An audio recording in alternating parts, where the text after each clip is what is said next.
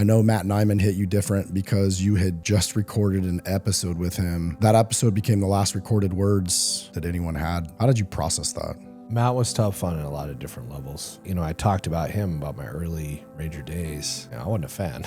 We actually connected on a deployment, his first deployment with the unit, Delta Force, outside of the house in Baghdad. I was leaving. He'd just come in and we were connected. We had this long conversation. We're getting ready to get on the helicopter to fly back. Crab Chief comes out and they're like, hey, we got a target. Matt, you got to go. And he's like, dude, cool. See you later, man. Good luck. Give him hell. All that stuff. Hugged. Boom. So we were like reconnected and we kind of buried the hatchet.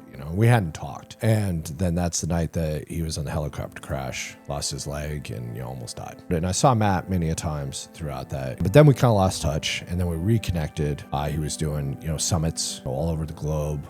With this company, I was just like, man, like I want to, I just started this podcast, or I'm getting ready to start this podcast. Like I want to have you on as a guest, I want to talk about adversity and all this different kind of stuff. So we recorded the episode in January and then found out on February 3rd, he died in avalanche training. Man, it sucked in so many different ways. Like I just kind of reconnected with this guy. I now respected him for the journey of his life and how he'd overcome so much adversity. I mean, he lost his legs and he came back and they just threw drugs at him. So he battled opioid addiction really bad, and he had to deal with so many other things. He ended up cutting the other leg off because it was bothering him so much, He had a long road to hoe. And he found a way, and he was working, cyber defense stuff and using some of the stuff that he had learned in the military, in the unit and everything else to go work for companies like Mastercard. I was just like, dude, that's so awesome. Like, I'm so proud of you. Like, you have pivoted from having a career that was unexpectedly cut short to success in the civilian world. It was really cool because I'd literally not only been able to have